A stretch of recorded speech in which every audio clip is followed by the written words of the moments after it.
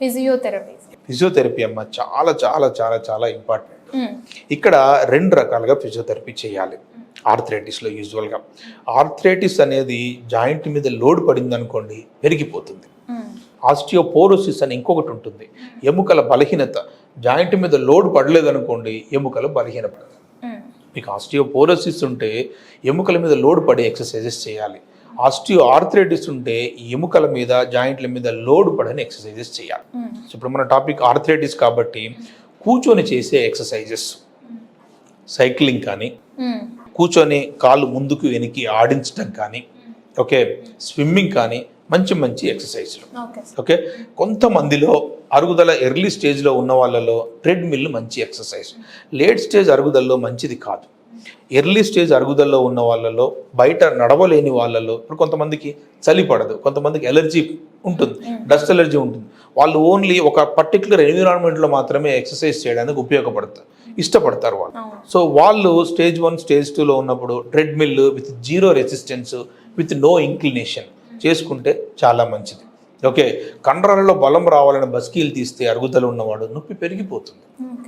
ఇంకా ఏదో జిమ్ లాంటి ఎక్సర్సైజ్ చేస్తే నొప్పి పెరిగిపోతుంది. ఏ జాయింట్ అయినా అంతే. భుజం లోపల అరుగుదల ఉంది, ఎత్తుతానంటే అరిగిపోతుంది. తుంటి జాయింట్లో అరుగుదల ఉంది, కింద కూర్చొని లేస్తానంటే అరిగిపోతుంది. సో ఆర్థరైటిస్లో ఎప్పుడైనా కానీ సులువుగా కండరాల మీద ఒత్తిడి పడకుండా చేసే ఎక్సర్సైజ్ చాలా మంచిది. ఇది అందరిలో ఉండే అపోహ ఏమిటంటే cycling is a very bad exercise for joint pains అంటారు. ఇది చాలా తప్పు. ఓకే, జాయింట్ మీద లోడ్ ఎప్పుడు పడదు సైక్లింగ్లో. మనం సైకిల్ చేసేటప్పుడు మన బరువు అంతా సీట్ మీద ఉండిపోతుంది, మోకాళ్ళు ఫ్రీగా ఉంటాయి. ఈ సైక్లికల్ మూమెంట్లో ఏమవుతుందంటే లోపల ఆయిల్ ఉత్పత్తి అవ్వడానికి కావాల్సిన రియాక్షన్ జరిగి మంచి ఆయిల్ ఉత్పత్తి అవుతుంది, జాయింట్ బాగా లూబ్రికేషన్ అవుతుంది. Cycling is the best exercise. కాకపోతే సైక్లింగ్ చేసేటప్పుడు మనం గుర్తుపెట్టుకోవాల్సింది ఏమిటి అంటే నడుము వంగకుండా చూసుకోవాలి. సో సీట్ హైట్ ప్రాపర్గా పెట్టుకోవాలి. హైట్ ఎక్కువగా ఉంటే వెనక్కి పడిపోతాం, హైట్ తక్కువగా ఉంటే ముందరికి పడిపోతాం. 2 నడుము మీద లోడ్ పడతాయి. సో ఇంట్లో ఒక 5 ఉంటే 5 ఒకే హైట్లో ఉంటారు కదా. సో ఎవరికి ఏ హైట్లో సీట్ కావాలో ముందే మార్క్ చేసుకుంటే ఏమవుతుందంటే సైక్లింగ్ బాగా చేయొచ్చు, లేకపోతే బట్టలరేయడానికి మనకు వస్తుంది సైకిల్. బ్యాక్ అప్లికేషన్ ఇవన్నీ హోమ్ రెమెడీ లాగా మీకు చెప్పాను నేను. సో అరుగుదల వచ్చేసింది, మనకి తెలిసిందంతా తీసుకున్నాం, అయినా పెయిన్ కంటిన్యూ అవుతుంది. సో కొంతమంది ఈ కాపడం పెట్టుకుంటూ ఉంటారు, చల్లది వేడిది. సో ఎప్పుడు చల్లది ఎప్పుడు వేడిది అనే మనం డిస్కస్ చేద్దాం. అక్యూట్ ఇంజరీ అంటే ఒక వారం 10 రోజుల్లోపు స్టార్ట్ అయిన మోకాలు నొప్పి, వారం 10 రోజుల కింద తగిలిన నొప్పి, అప్పుడు మనం ఏం చేయాలంటే చల్లగా ఉండేది మనం పెట్టాలి. ఐస్ ప్యాక్స్ అంట. 3 నుంచి 4 వారాలు దాటిన తర్వాత ఉన్న నొప్పి, ఓకే, అప్పుడు మనం వేడి పెట్టాలి. దీనికి ఇది పెట్టడం అనేది రాంగ్ కాన్సెప్ట్, పెట్టకూడదు.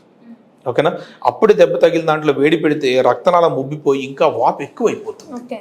ఓకే, చల్లదనం పెడితే ఏమిటంటే వ్యాసో కన్స్ట్రిక్షన్ జరిగిపోయేది, రక్తనాళాలు కుంచుకుపోయి ఎక్కువ రక్తస్రావం కాకుండా వాపు అనేది తగ్గిపోతుంది.